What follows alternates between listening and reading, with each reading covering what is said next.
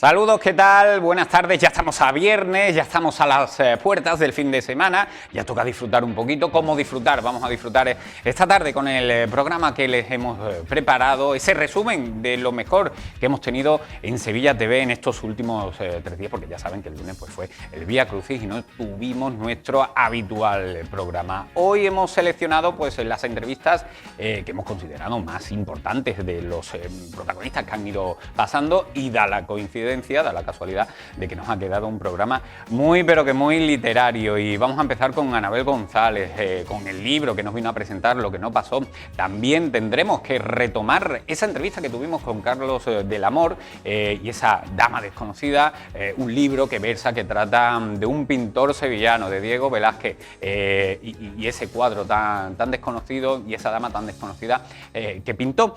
De eso trata la obra de Carlos del Amor. Y terminaremos también con otro libro de un sevillano, de Julio Vera, que trata también de Sevilla, pero tocando también muy de cerca algo que conoce perfectamente este autor, que es Venecia y todo lo que entraña pues, esa República de la Serenísima, en El secreto de la Serenísima, que es la segunda novela de Julio Vera. Ese es el programa que les tenemos preparado para el día de hoy, así que no se vayan, que en 30 segunditos, en nada, en menos, empezamos.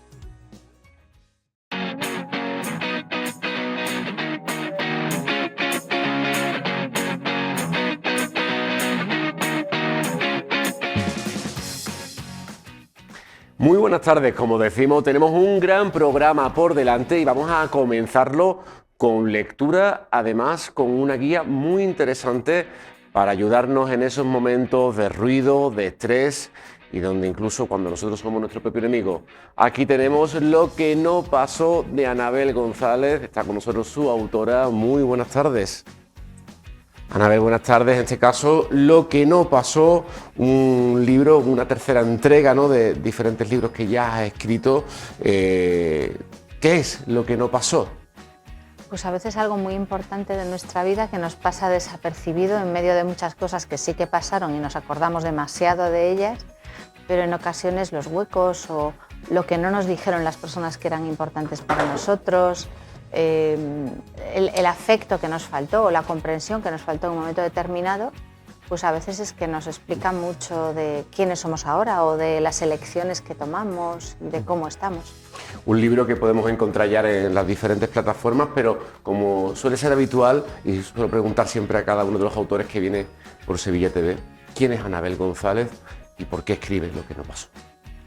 Pues yo me dedico a muchas cosas, entonces me cuesta definirme. Yo creo que soy una curiosa incurable e intento contagiar a todo el mundo de lo que yo creo que sería un contagio fantástico de curiosidad, de intentar entender quiénes somos, de dónde venimos, a dónde vamos, esas preguntas que a veces sí que van teniendo no una sola respuesta, pero sí como muchas respuestas, ¿no? Yo soy psiquiatra de profesión, he trabajado muchos años en el campo de la salud mental y trabajo también mucho dando formaciones y los libros son como mi afición vital. Bien, además también, si no me equivoco, presidenta de la asociación EMDR, Sí. España, que no sé si nos puedes contar un poquito qué es, ¿no?, porque creo que también es muy interesante también de cara a esa salud mental que tanto debemos de cuidarla. Pues sí, esto es un tipo de terapia que empezó definiéndose como una terapia de trauma, aunque en realidad trabaja sobre esas experiencias vitales que tenemos, sean de ausencias o de cosas que pasaron, que todavía nos afectan, que todavía nos hacen daño. Y les damos vueltas y las hablamos y las analizamos y es como que hay un nudo ahí que no se puede deshacer, ¿no? Entonces, lo que vamos a buscar es cuáles son esos recuerdos que están como mal procesados y se trabaja con ellos. El nombre de la terapia viene de que se utilizan, entre otras cosas, un determinado tipo de movimientos oculares para que el recuerdo se desbloquee y nos deje de doler, aunque lleve muchísimos años haciéndonos daño. Además también eres entrenadora de terapia en ese sentido también. Sí, doy formación a profesionales para que aprendan a utilizar esta herramienta que yo creo que puede aportar mucho en el campo de la salud mental. De cara ya también en el matiz de escritora, no soy yo en 2017, lo bueno de tener un mal día en 2020 y las cicatrices no duelen en 2021, además, como tú bien has dicho, has escrito y has hecho otras obras especializadas, proyectos de investigación. ¿Por qué en este 2025 te atreves, en 2024-2025, escribir este libro? ¿Qué te motiva a contar lo que no se cuenta? Pues el título está ahí desde hace tiempo. Fíjate que el último es Por dónde se sale, y antes de escribir yo ya tenía este título en la cabeza. Lo que pasa es que bueno, lo he dejado para un momento en que lo pudiera escribir con calma, porque el contenido me parecía sensible, sobre todo para personas que han tenido experiencias de abandono potentes o de muchas carencias afectivas. Yo sabía que era un libro que ni se podía escribir de cualquier manera y que tenía que invitar a los lectores a leerlo de una manera en particular. Al final no es un libro solo sobre eso, sino sobre cualquier experiencia vital que precisamente por la falta nos ha podido influir, ¿no? Pero yo creo que las personas que tienen heridas muy dolorosas de este tipo pues necesitan aproximarse a estos contenidos de una manera cuidadosa también. ¿Cómo se divide el libro? ¿En qué partes? ¿Cómo lo has focalizado? Tipo de ausencia, tipo de males que nos afectan, cosas que nos callamos y no decimos. ¿Cómo lo tratas en el libro? Pues intenté dibujar todos los escenarios que se me fueron ocurriendo en la que lo que faltó determina influencias en cómo funcionamos. Y la idea es, en cualquiera de esas áreas, como decía antes, intentar aproximarnos a esto de una manera en la que no nos peleemos contra lo que pasó, ni contra lo que no pasó, ni contra nosotros mismos, ni contra el universo, sino que aprendamos a ver qué fue lo que faltó para saber hacer crecer eso que faltó, ¿no? Y entonces el esquema, digamos, de entrar en cualquier área es un poco esta. Y veréis que son pues, cosas desde muy graves hasta cosas muy cotidianas, muy normales y de todos los días, pero que, bueno, quizás sí que nos están influyendo mucho sin que nos hayamos dado cuenta. En esas cosas cotidianas, para todos los telespectadores que nos están viendo, que se puedan sentir en esos silencios o en esas ausencias o en esas faltas, ¿qué cosas también, ¿no? También están muy presentes, ejemplos claros, ejemplos cotidianos y situaciones que quizás pues las hemos guardado en el fondo de nuestra mente, lo tenemos ahí y quizás nos está haciendo más daño de la cuenta? Hay mil opciones. Puede haber, por ejemplo, si cuando somos niños nos señalan los errores, pero cuando lo hacemos bien parece como si fuera nuestra obligación, se nos descompensa un poco el sistema por dentro y acabamos con una autoestima negativa. O si no nos ayudan a organizarnos, porque las personas que están a nuestro alrededor son como muy caóticas y nosotros pues no sabemos cómo hacer las cosas, pues luego al final acabamos en un caos mucho mayor del que tendría sentido. Y a veces pues nos han faltado palabras. Muchas veces los niños se piensan que no se enteran de nada, entonces no se les explican las cosas. ¿Qué pasa? Que el niño nota todo, se entera de todo, lo absorbe, pero no tiene palabras para ponerle nombre, ¿no? Se muere alguien y nadie le explica al niño o nadie se pone a pensar con él. Y luego hay otro punto que yo creo que esto ya no tiene nada que ver con la infancia, que nos puede pasar a cualquier edad, que es cuando pasa algo grande, importante para nosotros y las personas con las que nosotros contamos no están ahí. O no nos entienden o no nos apoyan, porque esto en el día a día influye, pero cuando pasas por un mal momento hay cosas que realmente necesitas. Quizás no que te den consejos, que esto suele ir mal, ¿verdad?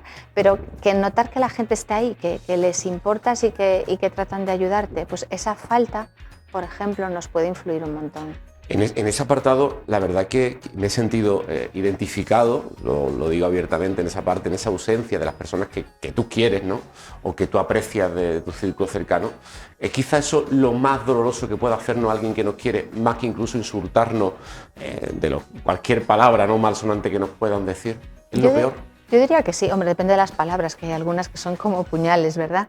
Pero a veces hay silencios, de hecho el silencio puede ser un castigo, ¿verdad? Te dejo de hablar, dejas de existir para mí, casi es peor eso que te insulten o que te agredan, ¿no? Entonces sí, puede ser muy, muy doloroso y es importante que también le prestemos atención a esto.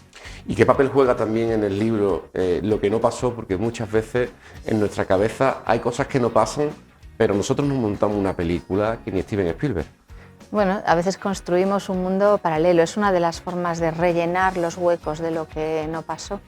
Y en ocasiones montamos una película fantástica de cosas que nos gustaría que pasaran y estamos todo el tiempo comparando, pues yo qué sé, a la pareja que querríamos tener con el ser humano de carne y hueso con el que estamos y este pobre siempre sale perdiendo y estamos constantemente insatisfechos. Y otras veces nos planteamos una película pues de machacarnos a nosotros o de imaginarnos una venganza o yo qué sé, ¿no? Vivimos a veces en un planeta paralelo y en el mundo real nos pasamos poco tiempo. Y a veces... Sobrepensamos, ¿no? Sobrepensamos, sí, sí. Y muchas veces en contra nuestra, que esto es lo grave, porque la vida a veces se pone bastante difícil. Lo último que necesitamos es jugar nosotros en el equipo del enemigo, ¿eh? Y a veces parece totalmente esto, ¿verdad? O que nos decimos cosas que no le diríamos a nadie a quien quisiéramos un poquito, y a veces pasamos de nosotros totalmente, ¿no? Nos ignoramos, nos dejamos caer y esperamos que el tiempo lo cure todo, y el tiempo del pobre pues a veces sí arregla las cosas, pero otras veces no. Este libro va para personas que conocen o se conocen a sí mismas y dicen, es que mi peor enemigo soy yo. Sí, pues es una manera de entender por qué, porque eso no ocurre porque sí, y también saber que se puede cambiar.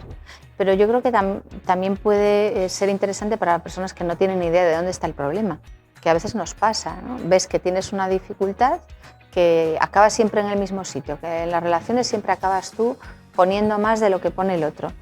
Y si ha pasado millones de veces, esto ya casualidad no puede ser, pero no se trata de que yo me machaque porque me pase, sino de que entienda por qué me pase. Mis libros siempre van orientados a que nos entendamos mejor.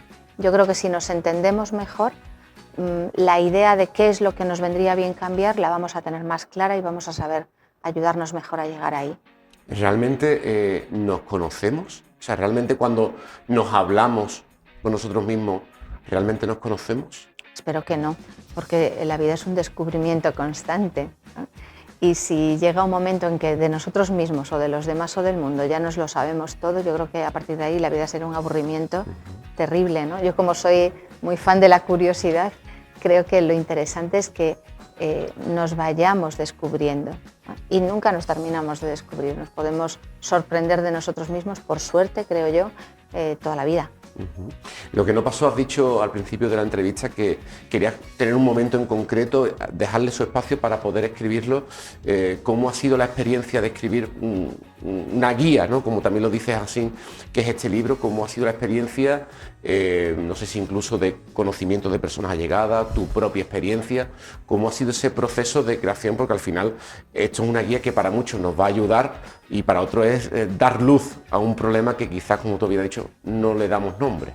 Bueno, las historias llevan conmigo tiempo. Yo he estado muchos años trabajando como psiquiatra, he acompañado a mucha gente en procesos de evolución y de descubrimiento, y ellos me enseñaron muchas cosas.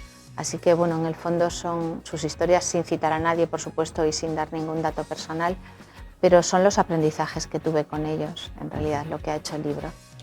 ¿Crees que, ahora que está tan de moda, ¿no?, la salud mental, crees que se le está quitando los tabúes a decir vamos al psicólogo, voy al psiquiatra, voy a charlar, a ejercitar la mente? Porque creo que al final esto es como cuando vamos al gimnasio, ¿no? En vez de fortalecemos el cuerpo, fortalecemos la mente. ¿Crees que se está quitando los tabúes o todavía nos cuesta decir a los amigos, oye, que no puedo porque voy a mi psicólogo, voy a mi psicóloga? Yo creo que se habla muchísimo más de ello, ¿no? Con sus pros y sus contras, ¿no? También se trivializa más, también se utilizan conceptos de términos psicológicos o psiquiátricos de una forma muy vaga y realmente quitándole el significado. Pues la misma palabra trauma, que es en lo que yo trabajo, se está empezando a usar para hablar de cualquier cosa que me afecte en negativo, y un trauma es otra cosa, es algo de un calibre diferente, ¿verdad? Pero bueno, yo creo que es bueno, el balance es bueno, porque antes era terrible, era un tema, pues como dices, tabú, del que no se podía decir nada, y ahora lo comentamos tan normal como si vamos a cuidar nuestra salud física. O sea, con lo cual es algo que ya hoy en día la sociedad lo tenemos mucho más presente, porque todos arrastramos, ¿no? También, como bien, en la infancia arrastramos problemas que se van repitiendo, ¿no?, conforme hemos ido creciendo y replicando.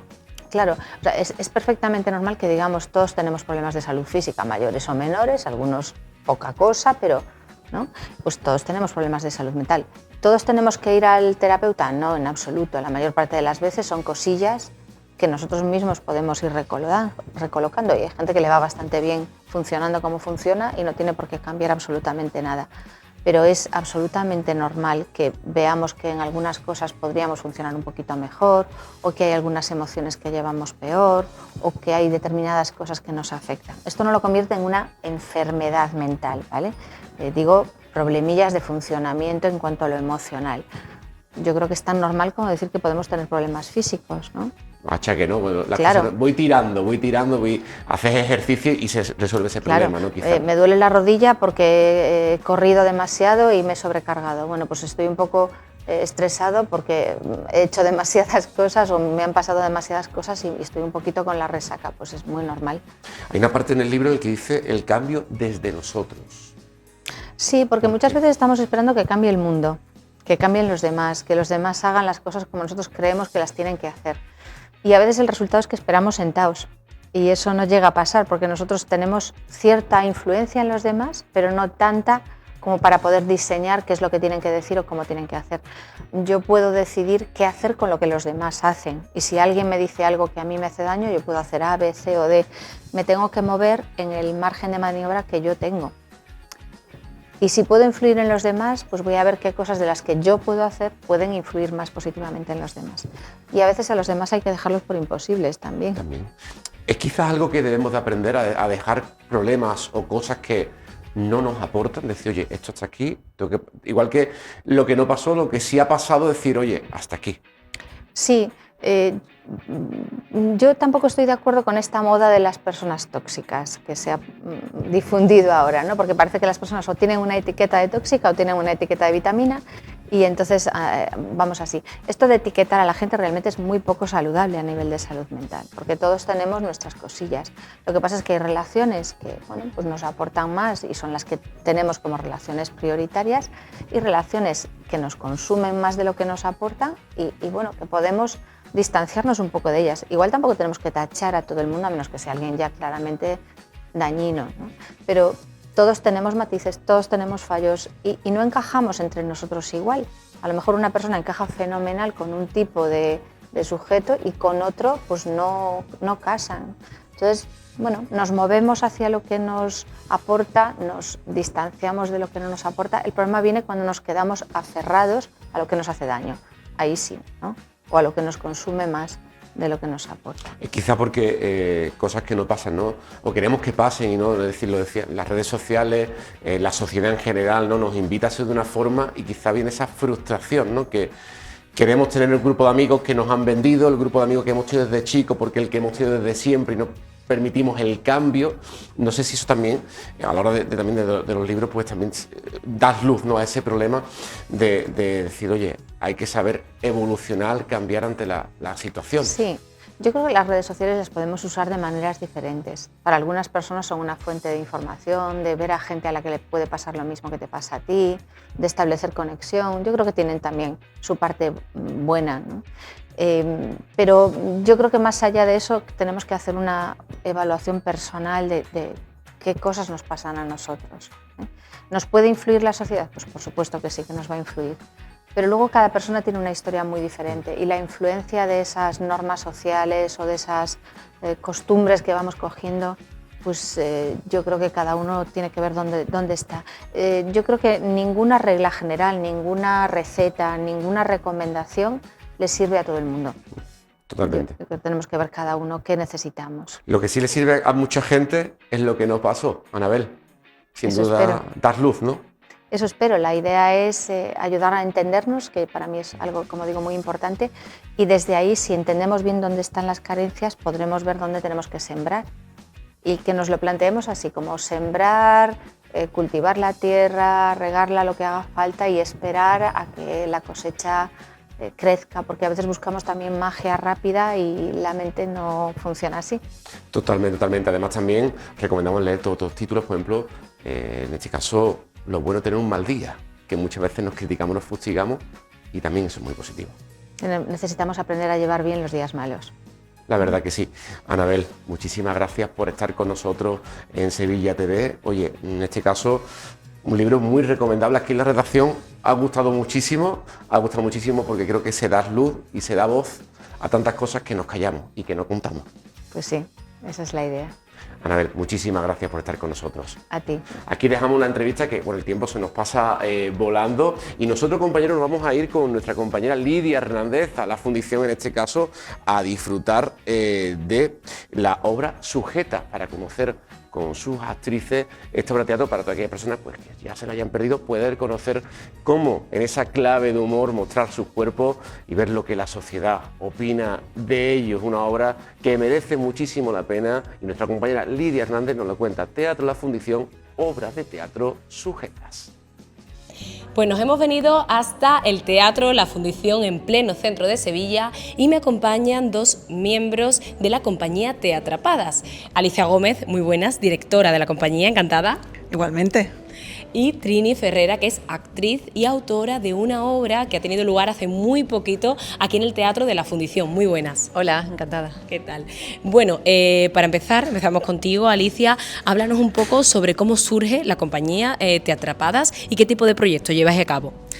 Bueno, pues Te Atrapada empieza a surgir la idea en 2020 porque Trini, que es la autora de la obra, escribe un texto, decide compartirlo conmigo para saber si estaba yo interesada en hacerlo, y a partir de ahí empieza a rodar esa rueda tan maravillosa del teatro y empezamos a pensar en reparto, empezamos a ver cómo podíamos montar esta obra, la primera, sujeta, porque ahora ya tenemos dos en cartel, y surge de una manera como muy espontánea, pero después ha sido todo lo contrario, ha sido un trabajo muy minucioso. En 2022, en enero de 2022, cuando estrenamos por fin Sujetas en la Sala Cero. Y a partir de ahí pues todo ha ido corrido. Después tenemos otro montaje, las compañeras son fijas, o sea, las actrices son las mismas, y está haciendo un trabajo muy bonito. Es un trabajo siempre de investigación. Las dos obras requieren un trabajo previo durante un tiempo, no solo para la escritura que la hace ella y que ya investiga mucho sobre lo que queremos contar, sino que después el trabajo de puesta en escena también se alarga casi un año, porque trabajamos mucho sobre lo que queremos contar, cómo contarlo, y investigamos de qué manera puede ser lo más clara, porque al final hay un mensaje siempre detrás de todo lo que queremos contar. Háblanos también del mensaje que queréis transmitir con ese nombre de la compañía, Te Atrapadas. ¿En qué se basa y en qué os habéis inspirado? Bueno, básicamente porque creemos que el teatro, cuando entra dentro de ti, te atrapa y ya nunca más se va. Nosotras llevamos muchísimo tiempo trabajando en las artes escénicas, llevamos muchísimos años, más de 20 años, y queríamos no solamente que nosotras nos sentimos atrapadas dentro del teatro porque es lo que más nos gusta, sino que queremos que el público se atrape, ¿no? Que vaya una obra nuestra y sienta el gusanillo de saber qué va a contar estas chicas la próxima vez, que esta compañía que nos quiere contar la próxima vez, no me lo quiero perder, entonces nuestra idea es atrapar al público para que sigan pendientes de nuestro trabajo, porque es interesante y llevamos ya, casi 5 años y no hemos parado de hacer cosillas. 5 años que se dice pronto. Bueno, al final yo creo que habéis conseguido atrapar al público y se ha demostrado con la obra que ha tenido lugar aquí en el Teatro de la Fundición del 6 al 9 de marzo, este fin de semana pasado. Haznos un resumen de esa obra de Sujetas, Trini. Pues Sujetas nace de la necesidad de contar. Me diagnosticaron un cáncer de mama y me puse a investigar cómo la imagen de la mujer se ve afectada cuando pasas por un proceso así. Eso me hizo tirar del hilo y ver cómo hay cantidad de cosas que nos pasan a las mujeres en relación con el pecho, que normalizamos, que a veces nos llevan a sitios que sin saber por qué estamos enfrascadas en gustar a los demás, en la imagen, en una serie de cosas que me hicieron ponerme a escribir. Entonces no es autoficción, pero sí está inspirada en cosas que yo sentí en su momento. La obra realmente no habla del cáncer de mama, o sea, es uno de los elementos, pero la obra es una reunión de 3 mujeres que comparten un espacio como un taller de costura, con todo lo que simboliza la costura, el tejido, que es la piel, incluso los colores, todo en nuestra obra es muy simbólico. Y a estas mujeres les ha pasado cosas en relación a sus cuerpos y a cómo la sociedad los percibe. Y nos centramos, quizás hablamos un poco más de la zona del pecho, porque ha dado muchísimo que hablar en las redes sociales, la censura, los pezones, las prótesis mamarias, el bullying, el acoso. Entonces, pero realmente lo que hicimos es tirar de ese hilo argumental hablamos de la pintura europea, de los desnudos, de la pintura clásica, de la mirada masculina en el cine, que las mujeres adoptamos y normalizamos. Entonces, es una suerte de teatro documental porque lleva un apoyo audiovisual y jugamos todo con el humor, con la música y esas mujeres comparten sus historias y cómo lo que una de ellas cuenta hace que se transforme todo. Y está teniendo mucho éxito. Tenemos un premio de igualdad del Ayuntamiento de Sevilla en 2022. Y la acogida ha sido maravillosa. Este fin de semana, bueno, que habéis tenido actuaciones 4 días consecutivos, 6, 7, 8 y 9 de marzo. ¿Dónde se podrá ver esta obra próximamente, aparte de la fundición? Pues mira, el 15 de marzo estamos en La Rinconada y el 21 de marzo en Araal, porque hemos entrado en la Red Andaluza de Teatros Públicos y hemos tenido ya varios bolos en la Red Andaluza y ahora tenemos las funciones próximas. También vamos a un instituto en Huelva, aunque eso es para público exclusivamente de adolescentes y demás, porque es a partir de 14 años. Y tenemos actividades que llevamos en paralelo en la compañía en la Algaba, también para alumnado de instituto. Fantástico. Así Bueno, que, pues para quien se haya quedado con ganas también de veros estos días en la fundición, tiene todo también esos días para poder aprovechar y veros. Y para finalizar me gustaría que dieseis un mensaje a todos esos jóvenes y esas jóvenes que quieren dedicarse a este mundo del teatro, pero que realmente al final es vocación, ¿no? Realmente al final esto es vocacional, pero ¿qué le diríais para que se animen y no se desmotiven por el tema de la precariedad laboral y, bueno, de lo evidente? Bueno, pues es difícil el camino, no es fácil. O sea, no podemos llenarlo de color rosa porque hay piedras, por supuesto, pero como en todas las profesiones. Yo creo que lo que hay que es no tirar la toalla para empezar y después que es importante tomar las riendas de lo que quieres hacer.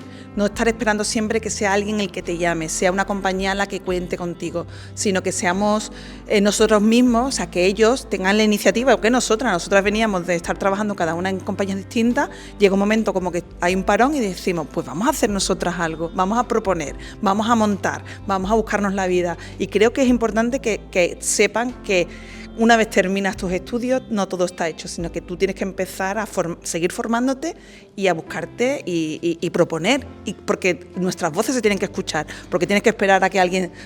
Tú tienes que coger las riendas y ponerte a ello y están saliendo muchas cosas interesantes en Sevilla, con mucha gente joven que está intentando buscarse un poco su espacio y creo que animarles a que lo hagan, porque al final, cuanto menos comprometido estás con alguien que te quiere imponer una idea, tú eres mucho más libre para expresarte. Así que nosotras, que empezamos un poco a ciegas y nos tiramos a la piscina, pues al final, a base de mucho trabajar, nos está yendo bien. Así que animarles a que continúen y que se formen.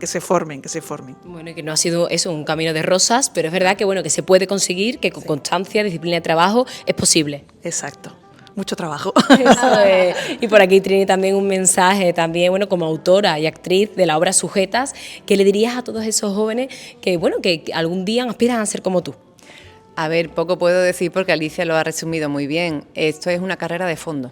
Esto es lo que puedo decir, que todos los días un poquito, que no esperes a que te llamen de proyectos, porque realmente la iniciativa la tienes que tener tú y que es un camino precioso y que cuando tienes el objetivo claro, al final acabas consiguiéndolo, pienso yo.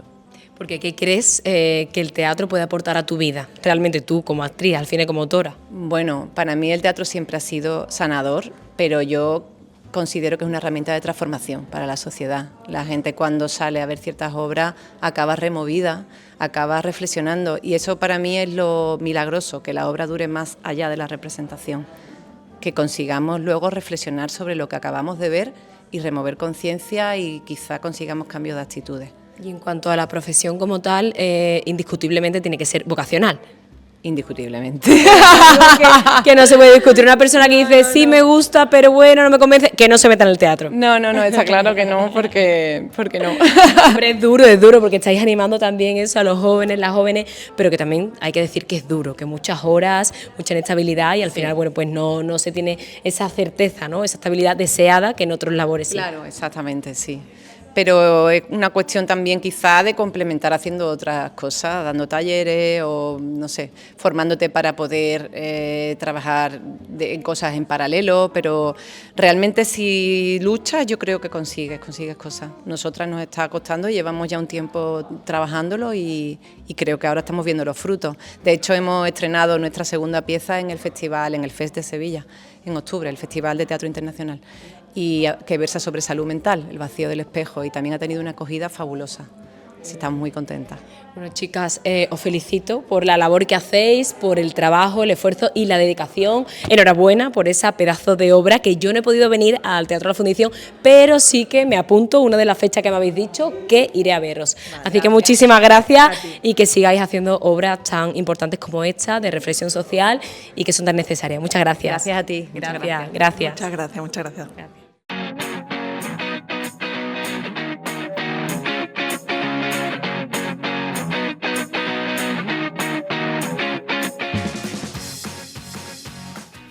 Bueno, pues lo hemos dicho, tenemos que empezar rápidamente porque ya está aquí nuestro invitado, Carlos del Amor. Muy buenas tardes, amigo. ¿Qué tal? Buenas tardes. ¿Todo bien, no? Todo en orden, todo bien. no, Y no nos quejamos. Cuando vienes por Sevilla, bien, ¿no? Bien, bien, y además, Se agradece, ¿eh? además estuve aquí hace poquito. Hace un tiempo, estuvimos muy a gusto y nada, digo, vamos a repetir.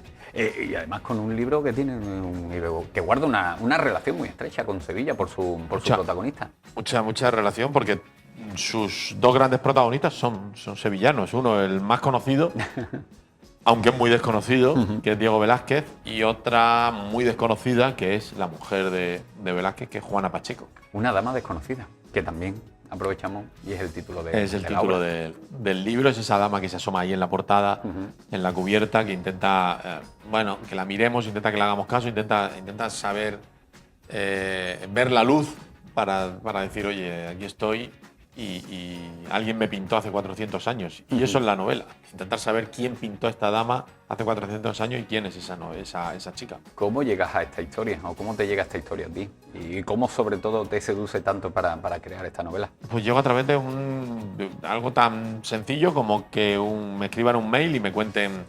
Porque tiene miga la historia. Sí, me escriben un mail un historiador del arte de Barcelona que conoce a un coleccionista o un hombre que tiene un cuadro que compró hace 20 años en Sotheby's, en la casa de subastas, que era un cuadro que estaba en el círculo de Velázquez, pero que él cree, después de muchos estudios y tal, que es un cuadro de Velázquez. Y es verdad que en el siglo, que hace mucho tiempo estuvo atribuido a Velázquez en una colección inglesa, entonces, bueno, a partir de ahí, a mí me sirve de herramienta para conocer a Velázquez, para conocer más el mundo del arte, para conocer el mundo de las subastas, todo ese misterio que hay en torno a los cuadros y sobre todo intentar saber quién era esa mujer. Quizás porque el mundo de las subastas, quizás, y el mundo del arte, quizás porque está rodeado un poco de un entorno, permíteme la expresión, cultureta,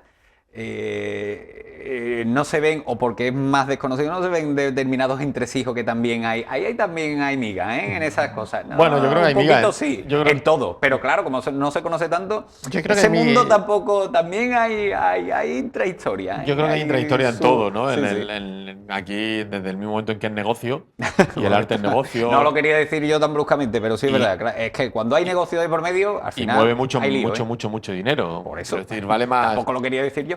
Hay cuadros que valen más que Mbappé. Entonces. Literalmente, además. Entonces, eso mueve también mucho dinero, muchos intereses. Tener en cuenta que de decir que un cuadro es de Leonardo o no es de Leonardo depende muchísimo dinero. Ten en cuenta que, para que te hagas una idea, la Gioconda en el Museo Louvre en París aporta al Producto Interior Bruto, está estipulado que aporta al Producto Interior Bruto francés una barbaridad de dinero. Es decir, hay dinero detrás y cuando hay dinero hay intereses y cuando hay intereses hay cosas ocultas siempre. Cuarto libro, amigo. Sí, bueno, uno le cuesta creer que haya escrito tantos libros, ¿no? Y que esté aquí sentado presentando una nueva novela, ¿no? Es difícil de explicar porque uno nunca aspiró a eso. Pero la curiosidad o las ganas de de emprender otros caminos, pues me llevaron a esto y la confianza también de la editorial, claro. Para todos, ¿no? Yo supongo que para todos tu carrera de documentalista te habrá servido mucho, pero para este especialmente más, ¿no? Sí, claro. Para este más. Claro, porque he buceado en muchos catálogos antiguos, en muchos documentos, archivos y demás lugares donde, bueno, no sé si pero sí hace falta un poco de formación, ¿no? Para no perderte.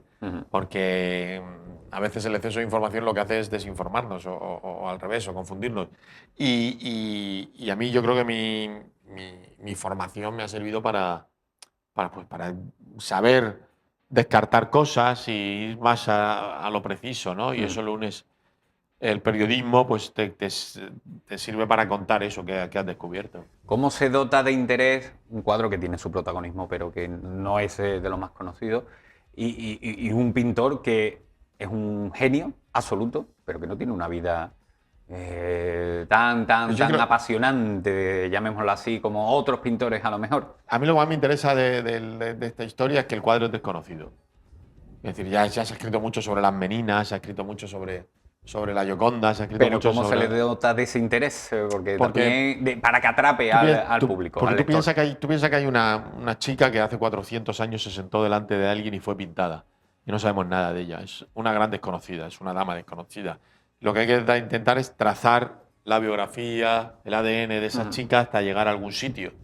Y luego intentar trazar también esa biografía de Velázquez, que es tan desconocido, que es el del pintor que más reconocido de nuestra historia probablemente, y sin embargo le conocemos poquísimo. ¿Por qué a este hombre le conocemos tan poco? ¿Por qué es tan soso en el fondo? ¿Por qué nos ha llegado tan poco de su vida? ¿Por qué su etapa aquí en Sevilla es tan desconcertante, tan poco conocida, tan poco documentada, salvo...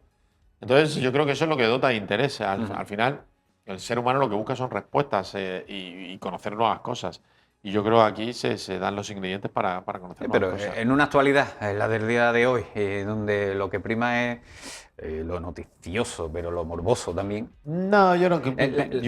Para mí le ha faltado un poquito de marketing a la vida de Cervantes. De Velázquez, sí, totalmente. Pero yo, fíjate, yo creo que es verdad que vivimos en una sociedad de estímulos, de morbo, etcétera, pero yo llevo 20 y tantos años haciendo información cultural, que es una información, bueno, que tiene un poco morbo, la que ofrecemos, y que intentamos que sea atractiva, porque al final un buen libro, una buena película, una obra de teatro despierta mucho interés y no hace falta morbo, ¿no? para eso, sino llamar la atención de la gente, ¿no? Y hacer otro tipo de información que se aleje de todo eso. Y Velázquez le falta marketing porque no tiene el marketing de Leonardo, no tiene el marketing de Picasso, de Caravaggio. Y de otro, de Caravaggio. Es un tipo que es desconocido porque era soso. Yo creo que era soso. Aburridillo, ¿no? Aburridillo. O él no ha querido dejar rastro, que también fíjate es que para ser sevillano, hombre, que no tenemos nosotros precisamente fama de ser sosos, ¿no?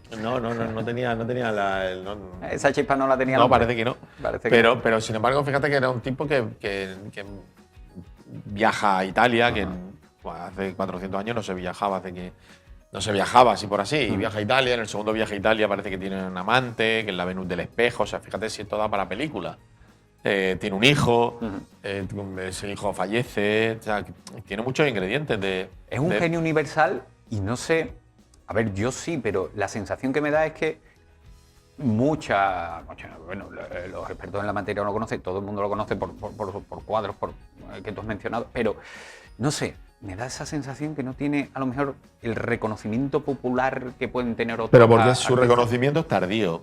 A Velázquez no se le conoce hasta principios del siglo XX prácticamente. El Velázquez era un pintor que, excepto en la época de Italia, que es una época en la que él, yo creo que descubre otra vida, otro mundo, otra forma de pintar.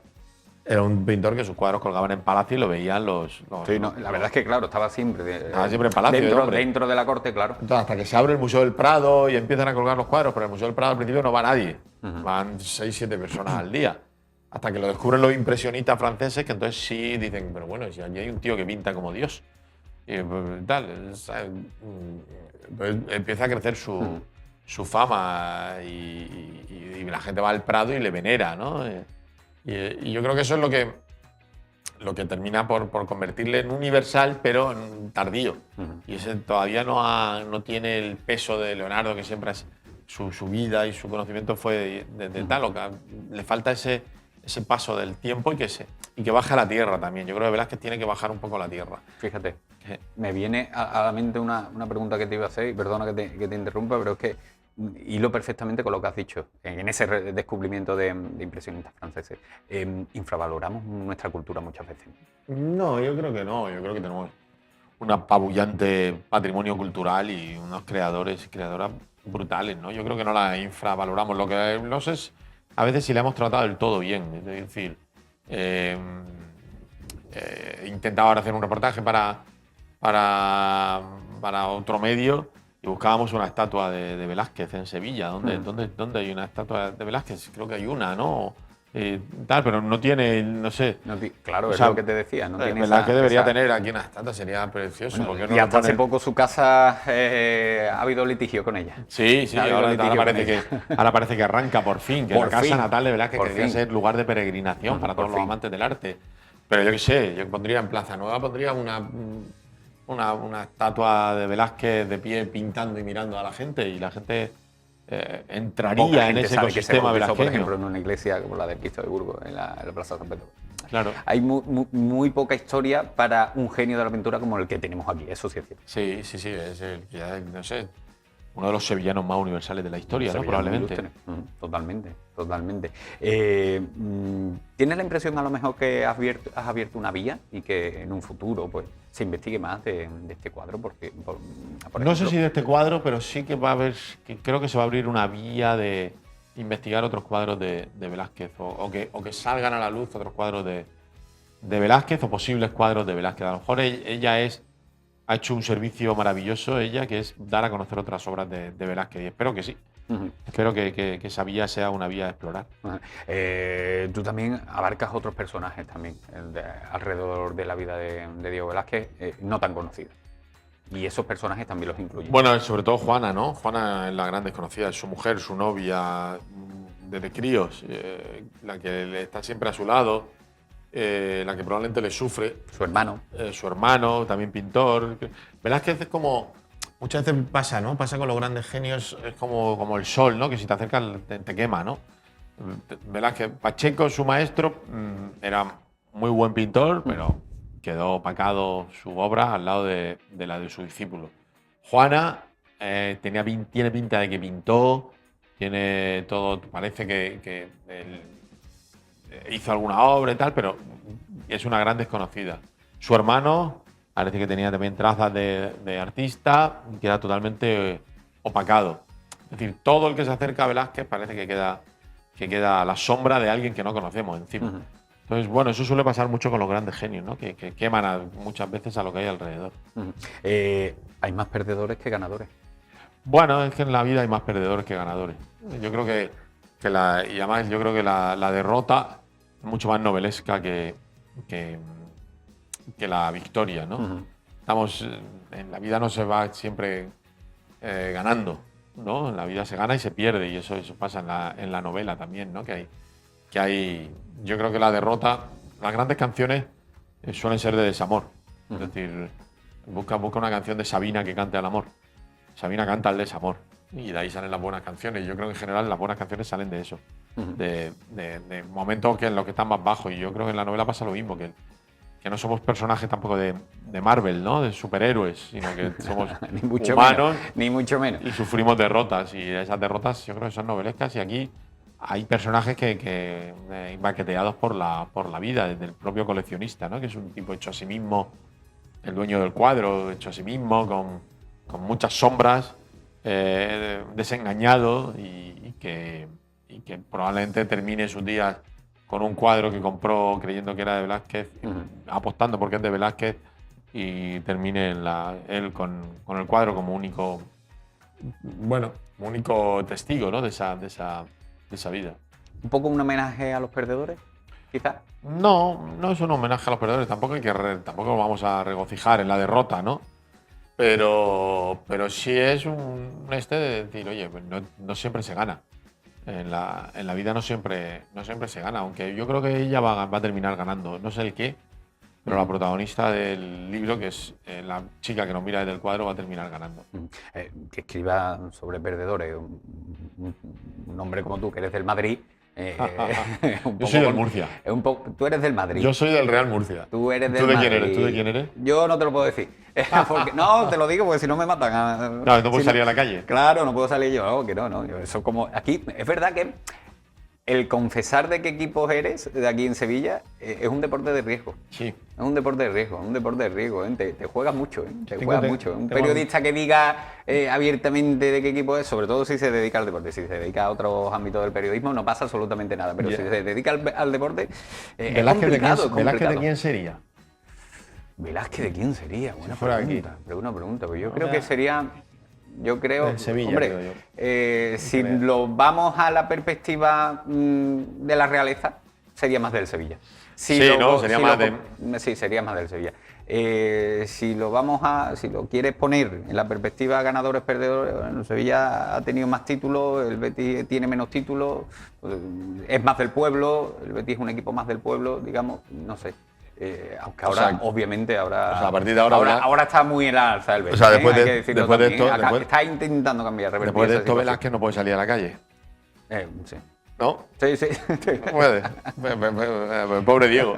Bueno. La verdad que no lo pasaría. Tampoco volvió mucho por Sevilla, creo. Se quedó en Madrid, en Se la quedó, corte. se quedó muy en Madrid. Igual era del Madrid. También puede ser. Muy- Yo también, sí. sé. Son mucha gente, ¿eh? Estaría bien Oye, que saber aquí, de- que aquí en Sevilla hay mucha gente del Madrid, ¿eh? A ver. Más que del Barcelona, eso sí también te lo digo. La gente sabe elegir. Aquí hay buen, Aquí hay mucho, buen hay criterio. mucho. También El- hay más gente del Betis que del Sevilla. ¿eh? Joder, anda que el otro día el Betis al Madrid. Fíjate, ¿eh? ¿eh?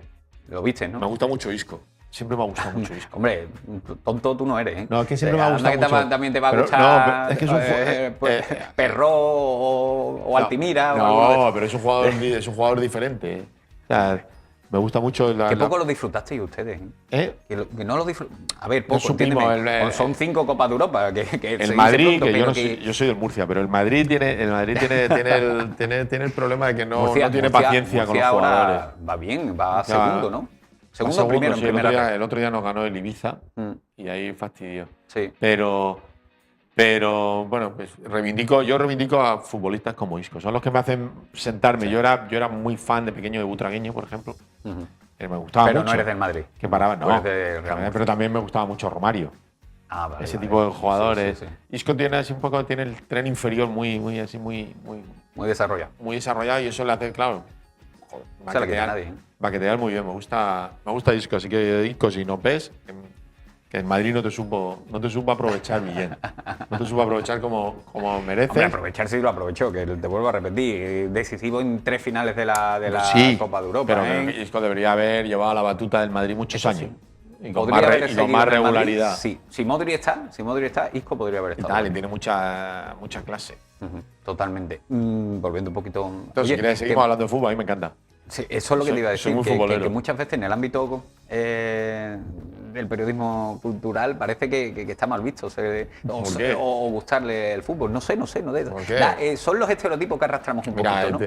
tú te lees una crónica de Segurola y parece. Bueno, eso son palabras y parece mayores, claro. cultura, de Besa o de tal. Bueno, hay gente que oye a Valdano, parece que te está hablando de cualquier otra cosa menos de fútbol. A mí me gusta mucho eso.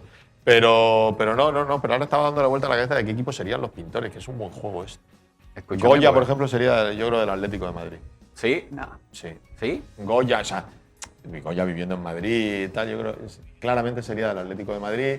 Velázquez probablemente del Madrid. Murillo es del Betis, ¿eh? Murillo del Betis, sí. Murillo del Pero además, yo creo que lo dejó dicho. Era del- Eso no. que Eso era, no es de- tu tío. era del Betis, sí, no. Velázquez tiene pinta de. Sí, del Sevilla. Del Sevilla, Bueno, entonces, ¿no? sí. Lo catalogamos ahí. Tengo amigos del Betis. Joder. ¿Más amigos del Betis o del Sevilla? Tengo de todo. Tengo de todo, porque tengo aquí familia, en Sevilla tengo familia. Ah, sí, eso no sabía yo. Son sevillistas, y eso. muy sevillistas. Y en Madrid tengo un amigo que es muy del Betis, pero muy baja a ver aquí cuando puede, tal, muy del Betis.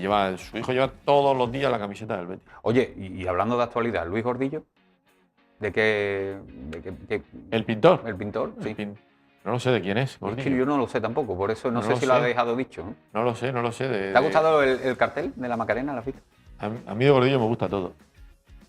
A mí yo, Gordillo, si tú... Ha levantado un poquito de polémica. ¿Eh? Ha levantado un poquito de polémica. Creo que sí, ¿no? Sí, Que algo, levanta algo, polémica. algo. Bueno, quiero decir, si tú le... a mí es que... Me imagino que cuando encarga una cosa, sabes que Gordillo ha hecho un Gordillo. No sé, lo malo es que Gordillo hubiese hecho un Antonio López. O Gordillo hubiese hecho tal. Si tú le encargas, o sea, si tú le encargas a Antonio López una cosa y te hace esto, probablemente puede ser una polémica porque tú has contratado a Antonio López, pero Gordillo ha hecho un Gordillo. Yo creo que el problema es que no sabe. Imagino que habrá que ver Antonio antes. López es el del año que viene. ¿Hace el del año que viene, Sí. Antonio? Pues será totalmente diferente. Y eso es lo bonito, que sean totalmente diferentes, pero también. ¿Cuál fue? ¿Quién levantó mucha polémica hace un par de años? Salustiano, el año pasado. Salustiano. Y es estupendo, pero al final yo creo que lo que se ha encontrado es una fórmula, que es que se hable del cartel. No, eso indudablemente. O Sí. sea, yo quiero. Eso sí. Yo voy a. ¿Quién lleva eso? ¿Tú conoces a quién lleva eso? Depende, si es del de la Macarena, la hermandad de la Macarena. Si es de la Semana Santa como Salustiano, entonces el Consejo de Hermandades, la cofradía. Cualquiera de los dos que cree una polémica con el libro y así se hablará mucho del libro. Es que al final esto está inventado. Es decir, se habla más de estos carteles a raíz de crear una polémica. Yo creo que la libertad artística, amigo mío, entonces el morbo está servido. Por mucho que… El morbo, ¿no? Tú contratas a un artista y el artista hace el trabajo acorde a su manera de pensar, ¿no? Y Pero tal. los gestores de toda la empresa, llamémoslo así, lo que buscan es que saben que van a llamar la atención. ¿no? Hay una frase que se inventó hace mucho tiempo, que es que hablen de uno aunque sea mal. Sí, eso sí. A mí no me gusta mucho, pero sí. No, es verdad. pero bueno, al final algo queda siempre, ¿no? Estoy seguro, te lo digo aquí, esto y el año que cuando vuelva me lo cuentas, a que el cartel del año que viene no crea ninguna polémica. ¿Seguro? Seguro. Bueno, pues aquí estaremos para debatirlo. Y Estuve con sobre todo Antonio López contigo. la semana pasada. Y sobre todo contigo. Carlos, amigo, que es un placer hablar contigo, un placer que vengas a presentarnos tu nuevo trabajo y esta es tu casa. Vale. Y teniendo Oye, ¿tú familia tienes- aquí… Una cosa ya que para dejarla dicha aquí, ¿tú tienes contactos para ir al Pijuán o Hombre, al claro que Betis sí, y tal, ¿qué cuando la próxima vez necesitas? que venga? No, digo, para la Que próxima sí, vez que venga, sí. siempre Yo he venido muevo- y siempre he querido ir. Solo he ido a ver una vez un Sevilla-Barça, creo que fui a ver. Dentro de… Pero- este es más complicado, pero dentro de 3 semanas, y que me corrija Josema, que sabe de fechas mucho mejor que yo, es el derbi. Ven de mí. Es el derbi. Es buen partido, ¿eh? Es en el Hombre, Benito claro. Villamarín. Bueno, pues sí me Ahí tengo un poquito más de mano. Vale. Fíjate. Aquí te estás dejando, te estás No, yo descubriendo. digo que tengo Te un estás poquito más de… descubriendo. No, porque yo cubro más la información del Betis que la del Sevilla, Vale, que vale. cubro los dos, pero que eh. ahí tengo un poquito más de mano, sí. Yo, como sabes que soy, como vengo en son de paz, antes de entrar he oído cosas. Este es de no sé qué, este es de no sé cuánto y este es de no sé qué. Pero soy periodista y secreto profesional. Pues es que nunca hay que… Es verdad. es Secreto verdad. profesional. Sí, eso hay que mantenerlo. En los de Reco hay que mantenerlo Toma la siempre. tumba conmigo, ¿eh? No te Eso hay preocupes. que mantenerlo siempre. Amigo, pues un Muchas placer, un placer, Carlos. Gracias. Bueno, más cosas. Tenemos que hablar, porque ya saben que se ha levantado mucha polémica en torno a la ley del medicamento animal y donde, pues obviamente se han llevado una protesta muchos veterinarios y hemos querido conocer la opinión de uno de ellos. Nos hemos marchado a la veterinaria, a esa clínica, a las Palmeras, para conocer la opinión también de sus profesionales en torno a esta polémica. Hoy hemos venido hasta una clínica veterinaria para hablar sobre la aprobación del Real Decreto que entró en vigor el pasado 2 de enero de 2025 para controlar el uso de antibióticos en animales. Nos acompaña José Sosa, veterinario de Clínica Las Palmeras. Muy buenas. Buenas, ¿qué pasa? ¿Cómo estamos? José? Bueno, hemos venido a tratar ese tema que está siendo muy polémico, ese Real Decreto que, bueno, que al final su principal objetivo es controlar el uso de antibióticos en animales y realmente está afectando al sector. Y negativamente, dicho sea de paso. Principalmente porque, primero, aparte que no está bien estructurado, es contradictoria una normativa a una ley, precisamente, que estaba hecha en el 2003, creo que es la 44/2003, en la cual se nos concede a nosotros el ser garantes, ¿vale? Y mirar por el bienestar animal, al igual que nos da la libertad, bajo nuestro juicio clínico, que para eso nos formamos precisamente, para poder prescribir la medicación que sea necesaria. según la patología que nos presente el animal, ¿vale? Dicho sea, de paso, si no tenemos los resultados obtenidos, ¿vale? Nos esperamos una serie de pruebas que se le hacen, como puede ser un cultivo o puede ser, pero eso tiene un tiempo, ¿vale? Mientras tanto, ese animal, lo que hay que intentar, por lo máximo posible, es estabilizarlo, ¿vale? Y el Real Decreto que han hecho, en ese tiempo no nos dejan a nosotros o nos traban a la hora de poder medicarlo con algo para poder estabilizarlo.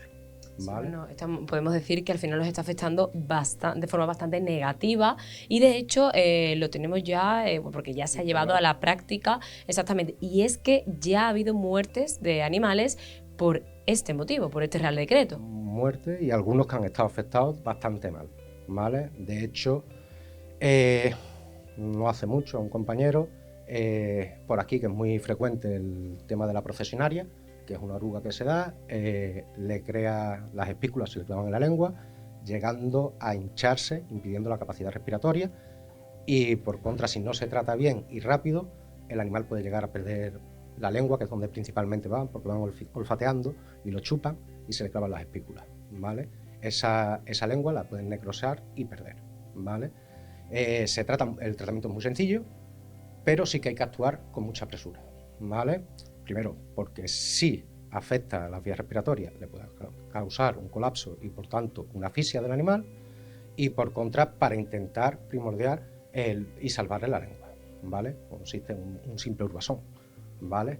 ¿Qué pasa? En ese caso en concreto, se le mandó, tenemos que mandar, nos tienen muy coaccionados a la hora de mandar los de humanas, los de veterinaria no tienen la misma stock que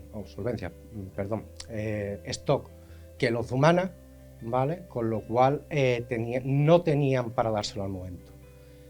A nosotros, quien teóricamente tiene que mandárselo para cambiarlo es el farmacéutico. Ante la duda, él no quiso mandarlo porque principalmente es que no saben cómo darlo, ¿verdad? No se lo pudo suministrar y el animal pues tuvo una necrosis y perdió parte de la lengua. Sí, este es un ejemplo de muchos. Tardó 24 horas en poder darlo. Sí, estamos hablando de un periodo de plazo realmente muy cortito. O sea, que es que no se puede esperar muchas veces ni un día, ni 24 horas, porque la vida del animal está en juego. Es que eso depende del caso. Es que no todo es lo mismo, ¿vale? Al igual que a nivel de profilaxis, en las cirugías, no en todas, pero por ejemplo en una piometra, que es una infección de útero, con lo cual corre en riesgo, es la principal causa por la cual se aconseja la esterilización en hembra, si no, el útero se llena de un contenido, ¿vale? Que es infeccioso. En ese tipo de cirugías, como profilaxis, siempre se solía mandar un antibiótico de cobertura, cosa que hacen en humanas con toda la normalidad del mundo, no pasa nada, ¿vale? Pero en este caso no nos dejan, hay que esperar unas pruebas y tú no vas a hacer, ¿qué vas a hacer? ¿Que le crea una infección al animal? En eso es lo que nos está coaccionando, ¿vale? Principalmente. En una otitis, por ejemplo, podemos hablar de mil patologías, pero por ejemplo en una otitis, que se suelen resolver bastante fácil, es a nivel externo, el tratamiento es muy rápido, es sencillo, no es complicado, pero ¿qué pasa? Tenemos que esperar ahora con el Real Decreto. Tú tienes que esperar un cultivo de un antibiograma, que suelen tardar, en el mejor de los casos, porque no tenga resistencia al antibiograma que le haga el laboratorio, una media de unos 8 o 10 días. Puedes pasar de tener una simple otitis externa a que ya afecta a nivel interno y afecta a las bullas timpánicas, y eso ya es distinto. Ya ahí sí tienes un problema más grave, no estás hablando de una simple otitis, ¿vale? Con lo cual, en eso es lo que principalmente nos afecta. Y nos afecta, bueno, hemos dicho a nosotros no. A quien realmente nos afecta es a nuestras mascotas, que son las que lo padecen. Por supuesto, a vuestro sector, a vuestro sector me refiero al mundo, bueno, al final también a vosotros como profesionales, porque también os afecta como profesionales y os dificulta vuestra labor. Nos coacciona y nos dificulta la labor. Exacto. Y de cara al propietario, como somos los que le ponemos la traba y le informamos, es con quien pagan la injusticia que está padeciendo con el Real Decreto. Sí, al final esa frustración pues la pagan con vosotros, que al final no tenéis nada que ver y por supuesto no podéis hacer nada porque al final es la ley y hay que respetarla. ¿Cómo crees que podría mejorar esto? ¿Crees que deberíamos de volver a como estábamos antes o que se puede llegar a un punto medio, José?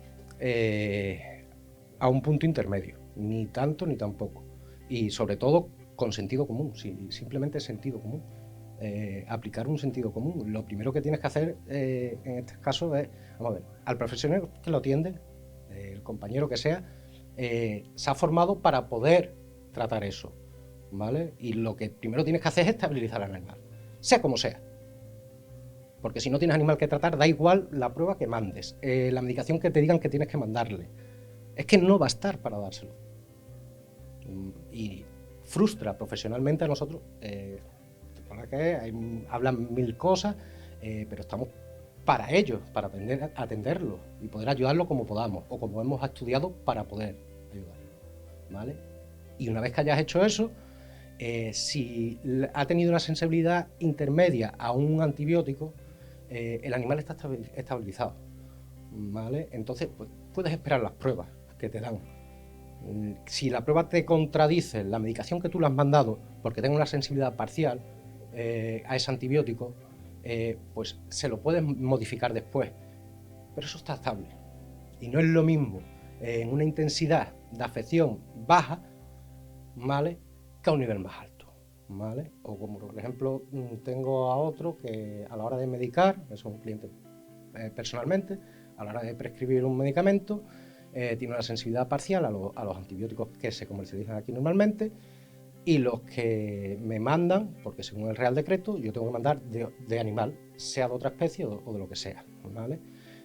Y es uno que viene en envases de 5 litros y es para cerdo, ¿vale? Cuando tú le haces una dilución para un animal de 2,5 kilos que pesa en este caso, ¿qué haces con el resto de contenido que sobra? Ese excedente, ¿vale? ¿Qué haces? Cuando esto realmente está para evitar la resistencia antimicrobiana, ¿vale? Si tú ese excedente se lo das al cliente, a ver, todos lo sabemos, principalmente olvidémonos de los perros, sino en nuestros casos particulares, las medicaciones las tomamos como chuche, si la tenemos en casa, por desgracia. Pues me duele un poco, pues me voy a tomar un ibuprofeno, me voy a tomar un paracetamol, pues esto me lo ha tomado y me ha hecho efecto. Y a lo mejor, bajo el desconocimiento, no sabes si es lo mejor en ese caso o no. Ahora con el Real Decreto, la dispensación se la hacen y vienen en formatos muy grandes. Vienen por cajas de 100 comprimidos, de 56 comprimidos. Al no dejar que se le suministren en los centros, tú lo que le suministras, ¿qué necesitas? 12, 24 comprimidos, 8, le das eso, no creas un excedente, ¿vale? Con lo cual no vas a hacer un mal uso de esa medicación que suministras, ¿vale? Mientras que si tú le das una caja de 100 comprimidos, y lo has usado, pues mira, pues no voy a ir al veterinario a ver si se pone mejor, le voy a dar esta poca cantidad, a ver, no ha mejorado. Así hacemos una resistencia, así es como se crea, ¿vale? O dándoselo 4 días y el quinto no terminando las pautas escritas, ¿vale? Además de crear, pues, le vas a crear una cantidad de residuos al medio ambiente innecesario, porque todo excedente, ¿qué hacemos con ese excedente? ¿Vale?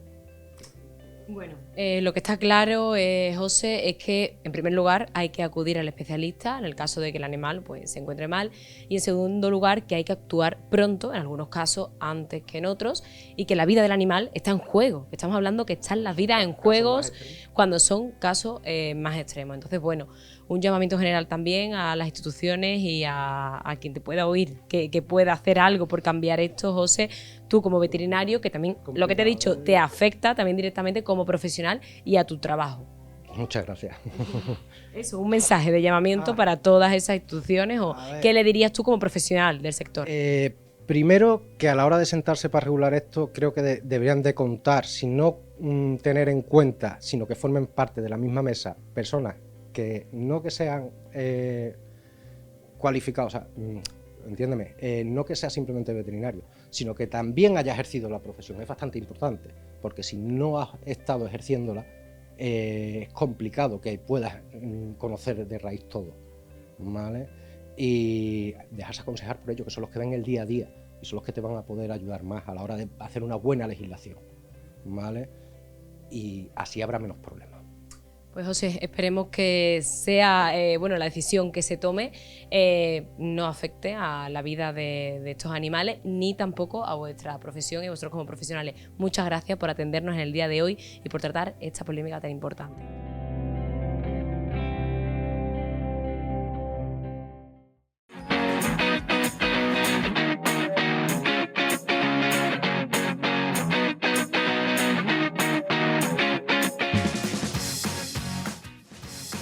Ya lo anunciábamos, ya lo decíamos, que íbamos a tener un programa interesante y vamos a empezar con Julio Vera, con el escritor de esta maravillosa novela, Los secretos de la Serenísima. Muy buenas tardes, amigo. Buenas tardes, Manolo. ¿Todo bien? Maravilloso y encantado de estar aquí con vosotros. El placer es nuestro y preguntarte cómo ha ido ese viaje por Venecia. Uy, cómo chivan las redes sociales, ¿no? Ya, Pues, saltan y de vez uno en cuando, ¿no? tiene que estar pendiente, tiene que estar pendiente de Pues, todas estas cuestiones, sobre todo para después poder sacar esas cositas, esa vida Pues sí, la de verdad. un libro como este. La verdad que es maravilloso. Cada vez que vamos a Venecia es todo un encanto, es como renacer justo antes de la Cuaresma. Siempre solemos ir el último fin de semana de carnaval, mi mujer y un servidor. Y disfrutar, documentarme antiguamente para esta novela y ahora disfrutarla con ella. Aunque no sé si has podido disfrutar mucho, no sé cómo estaba de poblada en Venecia, que he visto por algunas imágenes que prácticamente era como, no sé, como una... Ahora que estamos hablando de Cuaresma y de Semana Santa, pues como una bulla de Semana Santa, ¿eh? Pues sí, la perpetua verdad y continua. La verdad que el puente Rialto el sábado estaba, vamos, una marabunta Acolasado, enorme. que diría Acolasado, que, ¿no? como decía, Que diría justo que. aquí al lado de la palmera. Y la verdad que ya lo tiene un poquito mejor organizado, con doble sentido y eso, y lo que es la entrada en la Plaza San Marco muy bien, pero bendita bulla, ¿no? Le diríamos algunas veces cuando vas a disfrutar de momentos como eso, como los que vamos a vivir ahora recientemente en los próximos días aquí en Sevilla. Qué curioso, ¿no? Cómo se van haciendo costumbre en algunas cuestiones, por ejemplo, esa, la de visitar, en tu caso, Venecia. Pues surgió en el año 19, en el 2019 fuimos por primera vez, e incluso en el año 2020 nos pasamos y fue a entrar en el aeropuerto de San Marcos. Te cogió justo antes, ¿no? Justo, en el aeropuerto de Marco Polo nos pusieron la pistolita, yo no sabía lo que era eso, y el 21 no pudimos hacerlo, pero desde el 22 en adelante pues procuramos no perdernos. Y ese amor pues desemboca en este libro, ¿no?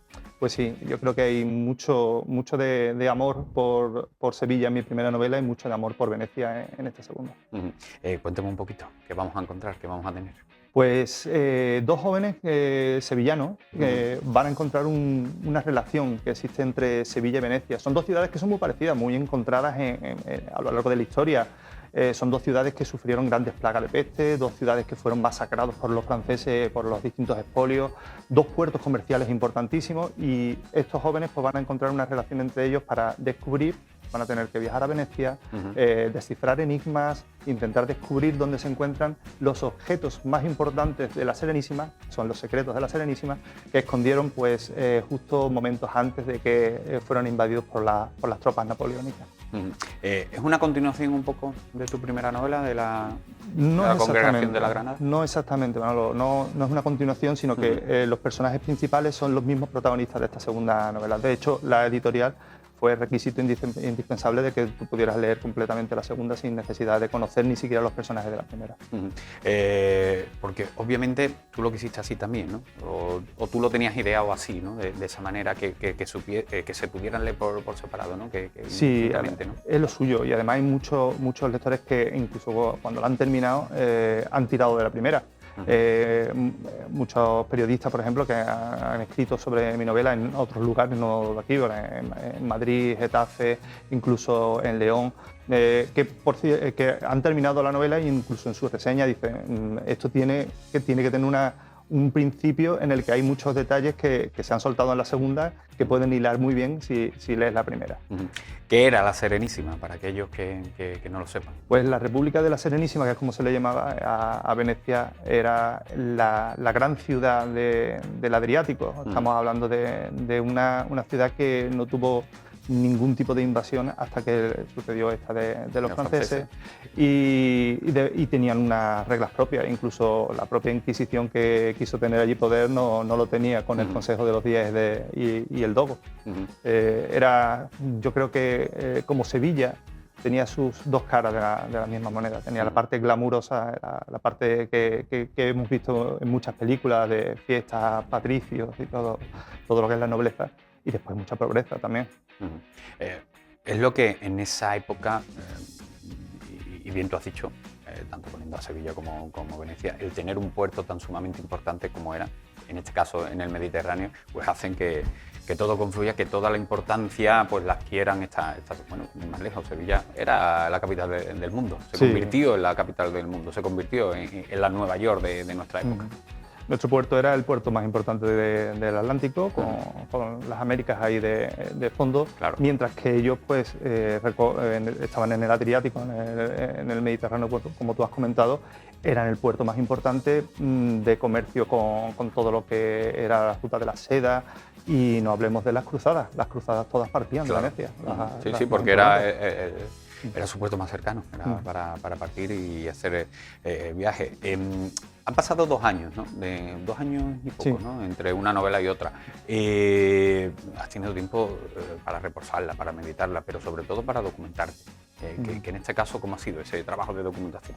Pues la primera novela, La Congregación de la Granada, fue una documentación muy amplia, mucho tiempo de documentación para llevarla a cabo, y en el momento que yo supe que ya iba a ser publicada es cuando me puse manos a la obra en lo que era la segunda. Así que son 2 años, pero evidentemente la parte de documentación pues requiere un tiempo muchísimo más amplio que esos 2 años.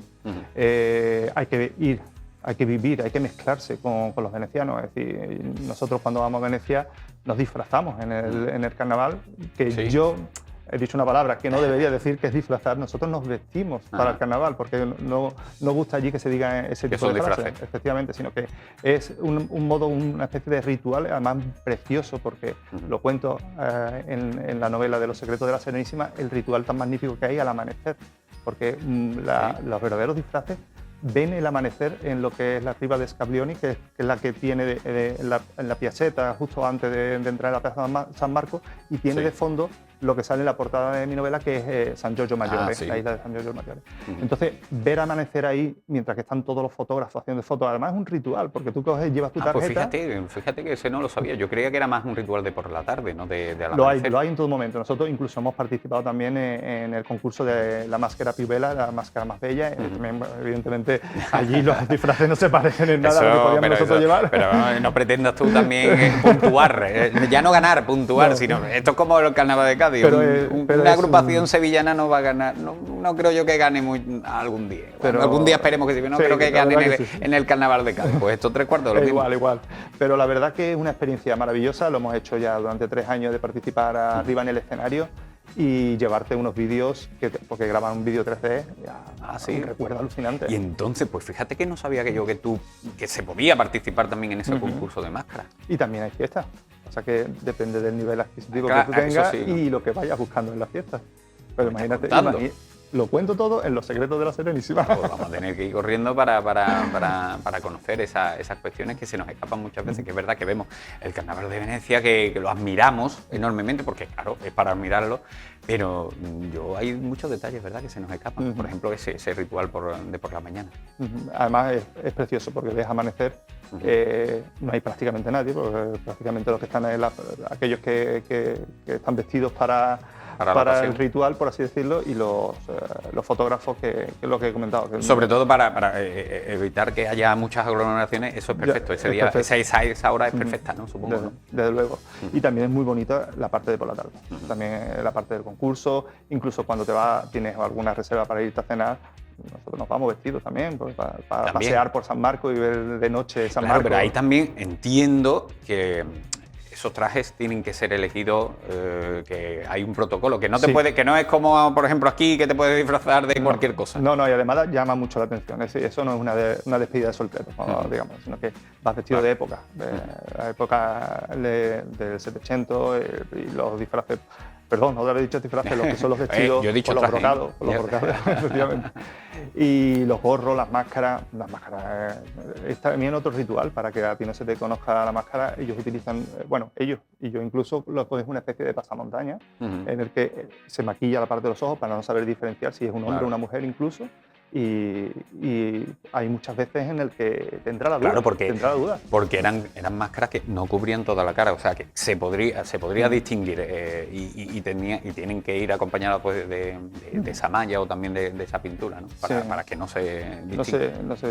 Efectivamente no se distinga. Yo comento porque hay muchísima variedad de máscaras y muchas de ellas incluso que ya se han dado en desuso, y lo comento, hombre, porque fundamentalmente ellos provienen de lo que es el arte de la comedia, van buscando siempre un patrón a la hora de...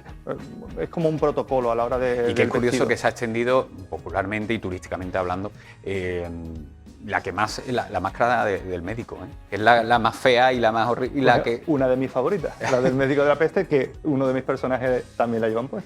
Y es curioso que sea una máscara para fines pues sanitarios y que se haya extendido como la más popular. Sí, porque es curioso que el pico grande que tiene la máscara del doctor de la peste o médico de la peste era para colocar dentro hierbas aromáticas, porque creían que de esa manera no se iban a contagiar por la peste.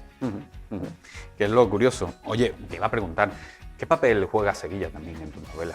Que juega un papel muy importante. Bueno, yo soy un enamorado de Sevilla. Evidentemente la primera novela se centró exclusivamente en Sevilla y la segunda tiene tintes en Sevilla, tiene momentos puntuales muy importantes en Sevilla y después saltos a Venecia, pero evidentemente lo que era el enigma, por así decirlo, y las claves que tienen que resolver, hay escondidas algunas de ellas, tanto en Sevilla como en Venecia. Porque Sevilla tiene algo que no, los que vivimos aquí no podemos olvidarnos de ella. Tú que has estado en ciudades, por ejemplo, Venecia, que tú eres una enamorada de Venecia, no sé si te pasará lo mismo que a mí.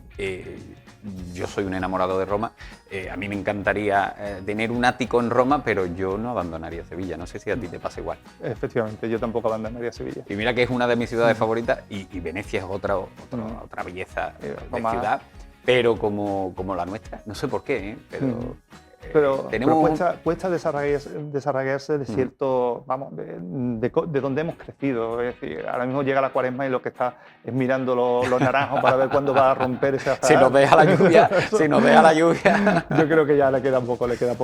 Pero nuestras fiestas principales, es decir, vivimos todo tan intenso. No sé si coincides conmigo que no es solamente una ciudad bonita, sino es una ciudad alegre. Y hay ciudades preciosas, bonitas, a más no poder, pero que conjugue todos los sentidos como creo que se puede vivir en Sevilla. Estoy muy de acuerdo contigo. No los hay. Y sobre todo uno que es principal, que es la alegría. La alegría que transmite en nuestras calles, nuestra ciudad, no lo transmite otra ciudad, ninguna. Creo que es así. Cumple una labor didáctica también tus novelas, ¿no? Es mi objetivo. Yo soy profesor. Obviamente porque... Yo soy físico, soy profesor de los Salesianos de Triana y siempre mi intención desde que escribí la primera era cómo transmitir historias y leyendas sin estar con... Físico.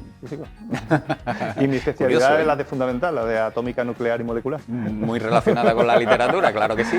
Completamente.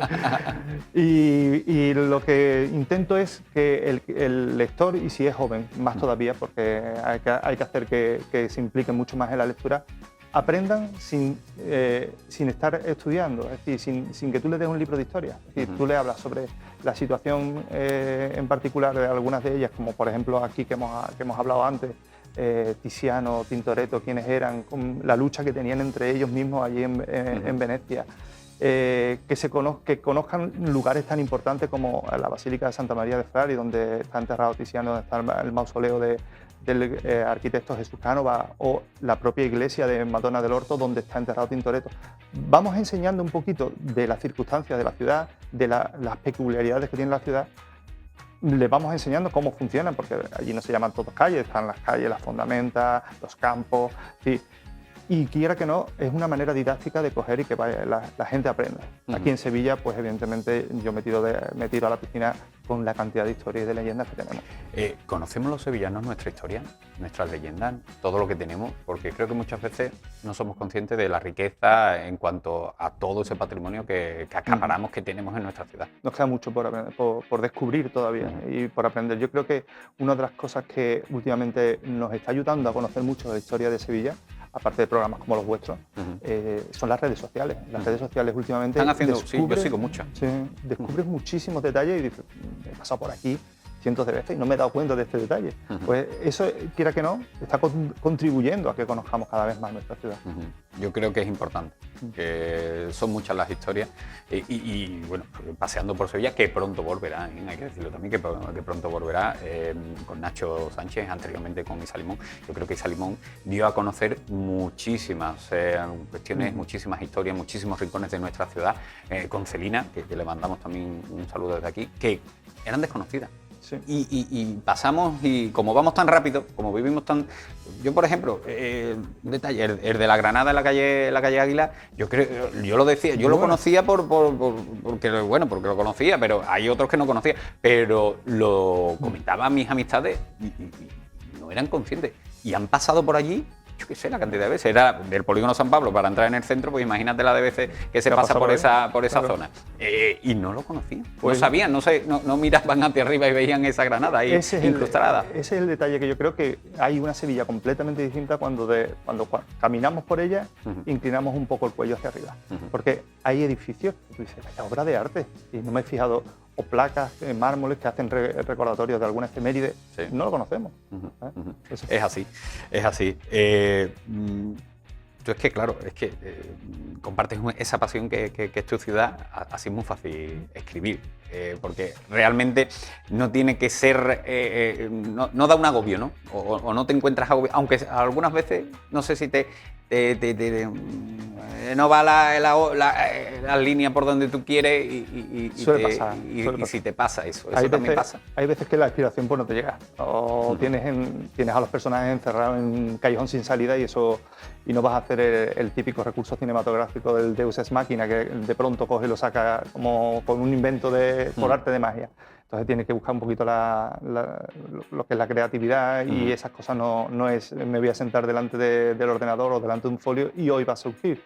Posiblemente tengas que desechar esa historia en ese momento, empezar a trabajar en otra, y de pronto, cuando menos te lo esperas, te surge la lucecita, la bombillita, y te mandas un audio a ti mismo para que no se te olvide, que es el recurso que yo utilizo muy a menudo. Oye, Julio, ¿cuántos paseos por Sevilla? Pues siempre que puedo, casi a diario. Hay muchas veces que prefiero el no almorzar en condiciones, sino darme un paseo por el centro de Sevilla. Salgo a las 2:30 del colegio y muchos días comienzo otra vez a las 4:30, lo que son las evaluaciones o las reuniones de claustro. Y ese paseo es el que más me gusta, el paseo del mediodía, porque es una Sevilla distinta. Cada día te encuentras cosas distintas. Y muchas veces cojo y le digo a mi mujer, déjame en el templete de la Cruz del Campo. Y yo me voy caminando todo el Vía Crucis, pero al revés. Por ejemplo, eso es un Vía Crucis. Es un Vía Crucis. Y en muchas postas de Luis Montoto pues está señalado las diferentes estaciones. Pues he soltado un guiño que lo descubrimos en Los Secretos de la Serenísima. Pues nada, deseando empezarlo, así que Julio, muchísimas gracias. Gracias a ti, mi hermano. Muchísimas gracias, porque es verdad, no conocemos lo suficiente la ciudad tan rica en historias, en culturas que tenemos, y creo que lo merecemos, que merecemos conocerlo, y gracias a ti por mostrarlo en este y en tu anterior libro. Gracias a vosotros. Y pues esta es tu casa, amigo. Cuando quieras te pasas otra vez por aquí. Muchas gracias. Un placer.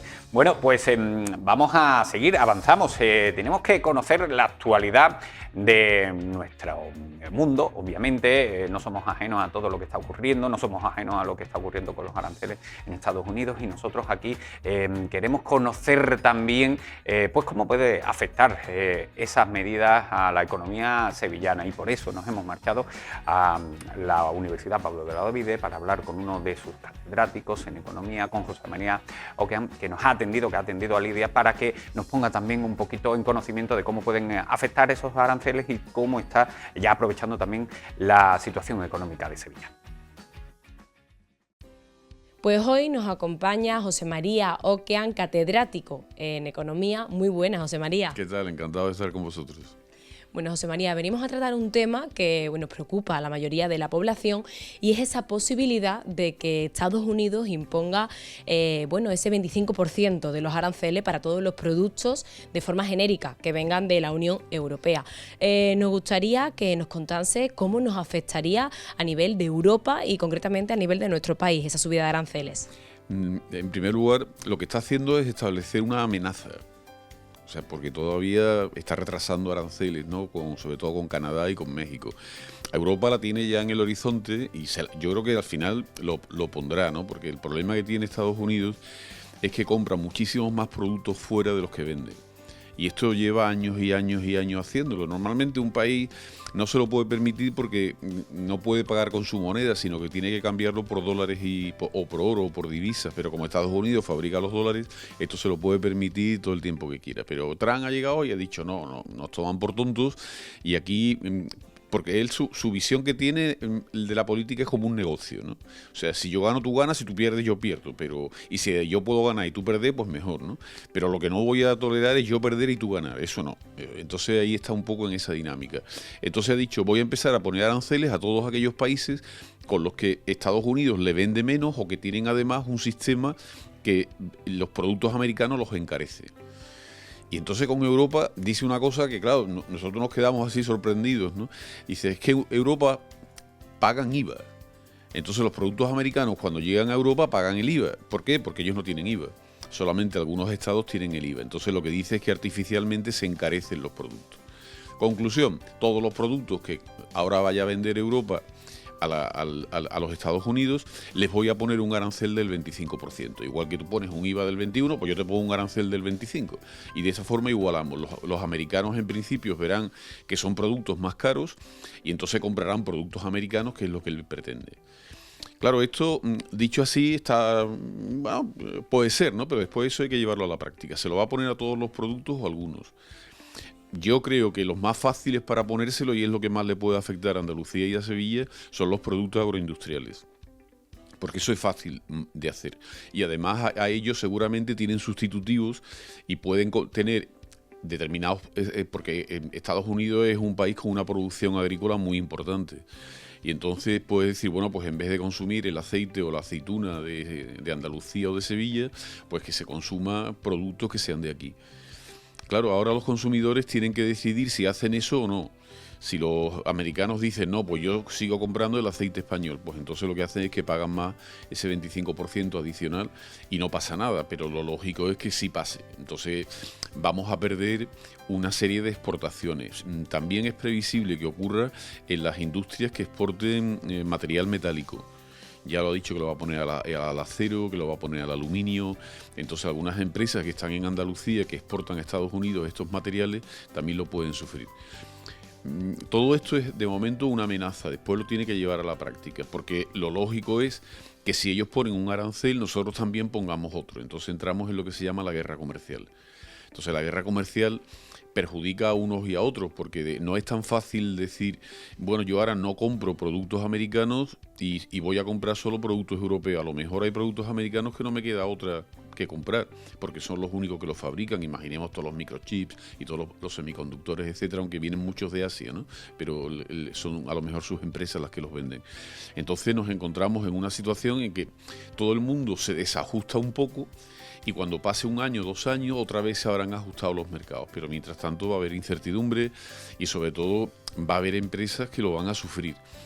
La agricultura no es lo más importante del PIB, ni siquiera en Andalucía, es un 4% del PIB, no es mucho. La agroindustria sí es un porcentaje mayor, ¿no? O sea que no es un impacto grande, pero claro, a la empresa a la que lo coja y a los trabajadores que estén en esa empresa y que hayan volcado su mercado en Estados Unidos, sí va a suponer un efecto relevante, ¿no? ¿Qué tienen que hacer? Pues lógicamente diversificar los mercados. Buscar mercados más en Europa que no van a poner esos aranceles y centrar un poco más su objetivo de exportaciones. Sería, bueno, una de las soluciones, ¿no? La diversificación del mercado.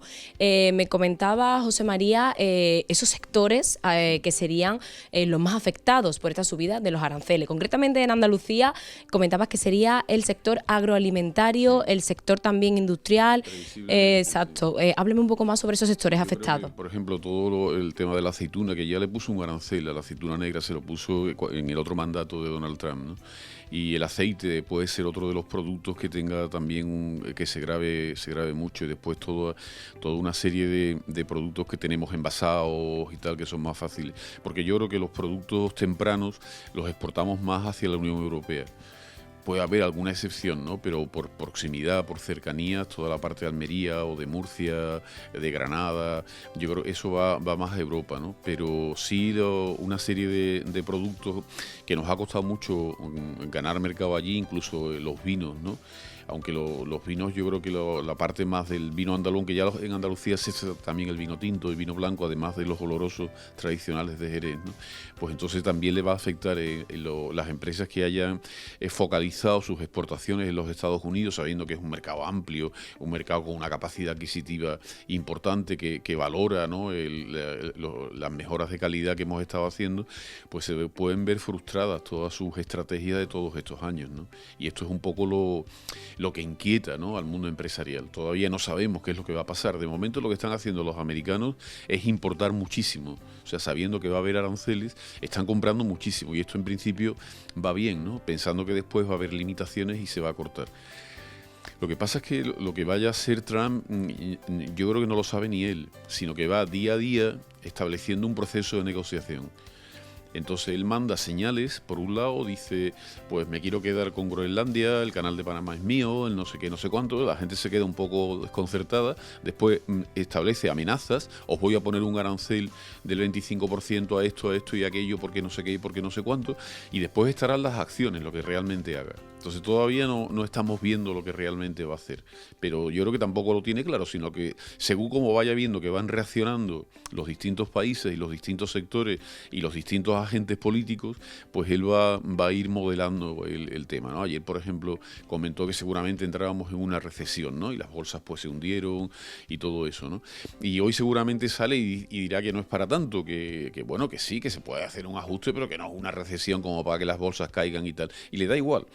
Y claro, yo creo que no valora la volatilidad de las expectativas, o sea, las familias, ¿no?, que son los agentes que consumen, que es casi el 70% de la demanda, las empresas que hacen el 20% de la inversión, no financiera, sino inversión, comprando bienes de equipo, montando empresas, capital humano, invirtiendo en formación. Las empresas y las familias son sensibles a estas cosas y dicen, si esto vamos a entrar en recesión, yo voy a dejar de consumir. Y esa noche no van a cenar. O las empresas tienen planes de inversión y los van frenando, ¿no? Entonces, el jugar con estas declaraciones no valora suficientemente el papel tan importante que tienen las expectativas en la economía. A lo que estamos acostumbrados es a políticos que dicen todo va a ir bien, no preocuparos, incluso mienten a veces, ¿no? Piensan que van a venir momentos malos, pero cuando ya los tienen encima, entonces dicen, bueno, pues no va a ser tan malo y tal, ¿no? Pero lo que no hace es avisarlo para que caigan. Entonces, yo creo que ahí está no valorando bien ese mundo de expectativas, pero viendo cómo reacciones irá cambiando, o sea, porque su estrategia es una negociación permanente. Podríamos decir entonces, José María, que está Europa y concretamente España preparada para esa posible subida del 25% de los aranceles. ¿Sería factible? ¿Cómo afectaría directamente a la economía? Hombre, España, afortunadamente para nosotros, ¿no?, nuestro principal mercado no es Estados Unidos. O sea, nosotros le exportamos principalmente a Francia, Alemania, Italia, Portugal, el Reino Unido. Ese es nuestro mercado, ¿no? Estados Unidos va después. Pero países como, por ejemplo, Alemania exporta muchísimo a Estados Unidos. Y Alemania es el país más grande de Europa, ¿no? Alemania, además, es un país que su modelo está basado en tener una energía muy barata que la compraba de Rusia, ahora ya es cara. Está basado en exportar muchísimos productos fuera, principalmente a Estados Unidos y a China. Le han puesto problemas por los dos lados. Tiene una industria muy relevante que es el automóvil y le ha salido el automóvil eléctrico chino que le está haciendo un daño enorme en la competencia. Y después el otro gran eje que tenía es que no querían tener déficit y querían ser estables. Todo le ha volado. Entonces, por eso Alemania no crece, por eso Alemania está en recesión y además con unas expectativas que ha habido hasta un cambio de gobierno y ahora dice que van a cambiar cosas, pero lo harán lentamente. Eso, una economía que es el principal motor, junto con Francia, y las dos economías están débiles, pues hace que Europa esté como parada, ¿no? España es una excepción. Mientras que nosotros sigamos así, nuestra excepción se debe a que aquí es como si no nos enteráramos de nada, seguimos consumiendo nuestras cervecitas y nuestras cosas, ¿no? Nuestro nivel de consumo lo mantenemos, lo hemos ajustado un poco, pero tal, y después tenemos un turismo masivo. Entonces el turismo es como dinero de los demás que nos viene a nosotros para tirar de nuestra economía, ¿no? Y eso está haciendo pues que el país siga creciendo un 3, este año el 25 se calcula que creceremos el 2,5 por ahí, pero en principio nosotros no tenemos ese problema. En cambio Europa sí va a tener problemas en cómo le pongan los aranceles, porque Alemania y Francia lo van a notar mucho, son países, y también Holanda, claramente exportadores. Fantástico. Bueno, José María, pues muchísimas gracias por atendernos hoy, por hablarnos más sobre, bueno, pues al final esta problemática que preocupa tanto a la sociedad. No se sabe si se llevará a cabo o no se llevará a cabo, pero lo que sí está claro es que, bueno, en España, en Europa estamos preparados, no sabemos cómo afectará, pero de momento estamos preparados ante esa posible subida. Al menos atentos. Atentos a lo que pase. Muchísimas gracias, José María, y espero verle pronto. Es un placer escucharle. Gracias. Gracias.